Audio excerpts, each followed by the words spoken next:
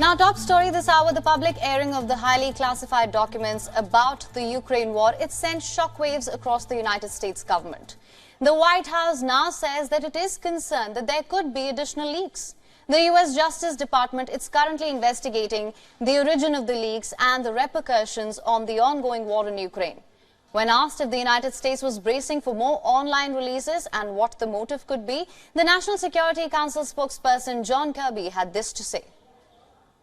The answer to both questions is no, I can't. There's a Justice Department investigation going on right now, a criminal investigation. I'm certainly not going to say anything that would prejudice that. And that work is just starting.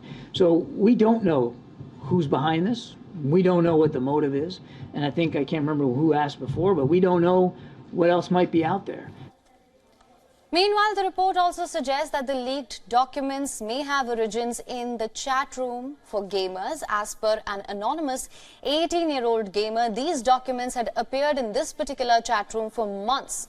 Multiple tranches of documents have appeared on social media sites in recent weeks. The information, it covers a wide range of topics, from U.S. assessments of the war in Ukraine to intelligence gathered on Washington's diplomatic allies. Let's now tell you about the 4 major key takeaways from the leaked Pentagon files. First up, according to the leaked documents, a pro-Russian hacking group, it may have targeted Canada's energy infrastructure. Zarya, which is a hacking group working under the guidance of Russia's Federal Security Service, it may have broken into Canada's gas distribution network. Apart from this, the leaked document also revealed how Washington, it's penetrated Russian intelligence.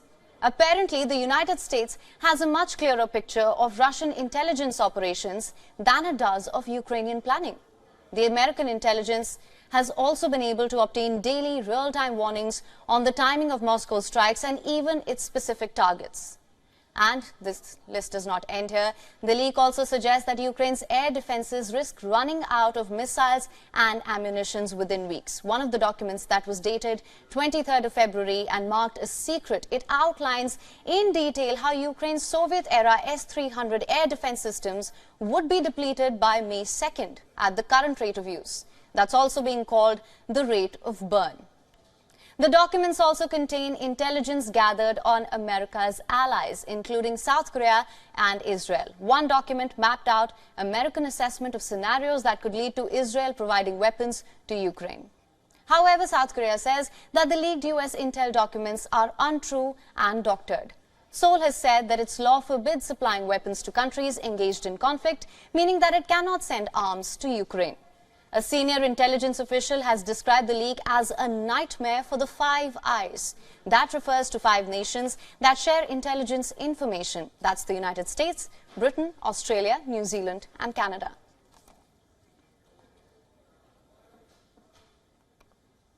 For more on this, we're now joined by John Blackland from Australia. He's a professor of intelligence studies and international security at the Strategic and Defence Studies Centre at the Australian National University and a former army officer. Sir, thank you so much for joining us. Good to be with you. Thank you for having me on your show. Now, my first question to you, to begin with, what's your assessment of the leaked documents and also the findings of the intel that the United States appears to have? So it is a fascinating development. It is very different to the WikiLeaks of a decade and a half ago and of the Snowden revelations. This is one that appears to be the snapshots taken with a camera on a system that is not something you could email outside. USB ports are blocked. So the camera is now the principal mechanism to actually acquire the data. It's been shared evidently with Russia. That's been doctored by Russia, and that's been used, weaponized, if you like, by Russia in an attempt to undermine resolve and coalition support for the Ukrainian position in the war against Russia. This is very much an attempt to damage Ukraine.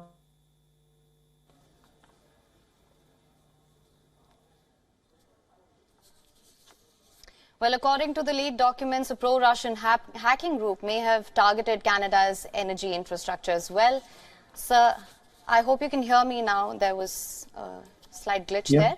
My second question to you, sir, as per reports, the origins of this leak may be from gaming chat rooms. As per an anonymous 18-year-old gamer, these documents appeared in the chat rooms for several months. What's your take on that? So this is a very interesting development. Gaming and the apps online are now very much a platform that can be used.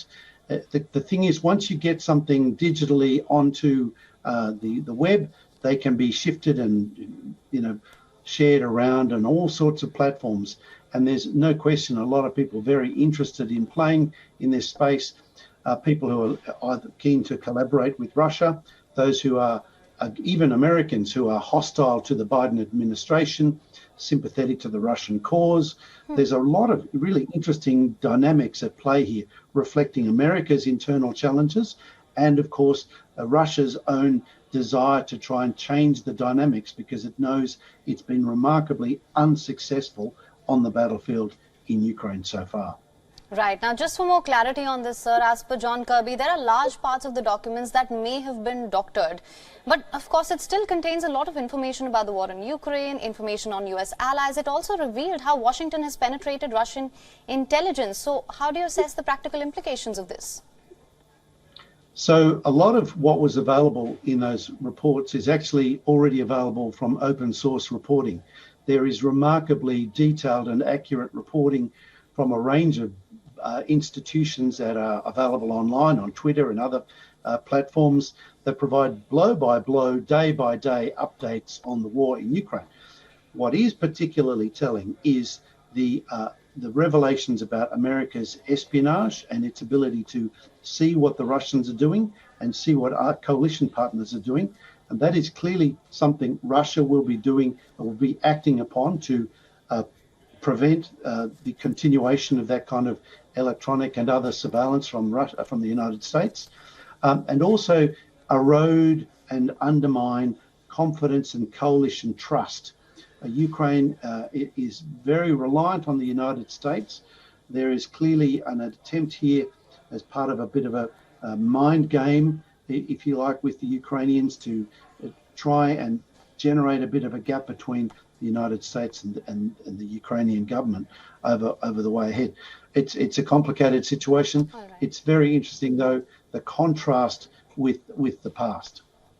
All right, so now another important finding here, according to the leaked documents, a pro-Russian hacking group may have targeted Canada's energy infrastructure as well. It may have broken into Canada's gas distribution network. If that is indeed true, what can you tell us of the fallout of that? So yes, I have no way of corroborating that, but if it is true, it would point to the kind of concerns expressed on a number of levels by pundits and cyber security experts in recent years about the vulnerability of infrastructure. We have gone from a society that's web enabled to web dependent and in turn web vulnerable, and those vulnerabilities are in terms of critical infrastructure in a range of areas: oil, dam, electricity, various other hospitals and emergency services that can be interfered with and disrupted and damaged. This is a game of cat and mouse, though. It's important to remember that while cyber attacks have in the past proved effective, the situation in Ukraine demonstrates that there are countermeasures that are being developed, and there are countermeasures, that this is an iterative process. So the idea that you can just easily do what was done with Stuxnet a decade ago in Iran is not so easy to replicate, because countermeasures are now very much part of the industrial landscape.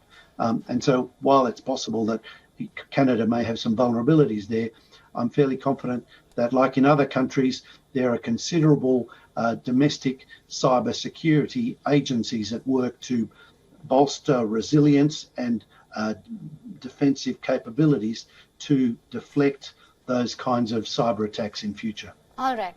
Sir, thank you so much for joining us on WION World is One with your insights on this. WION is now available in your country. Download the app now. Get all the news on the move.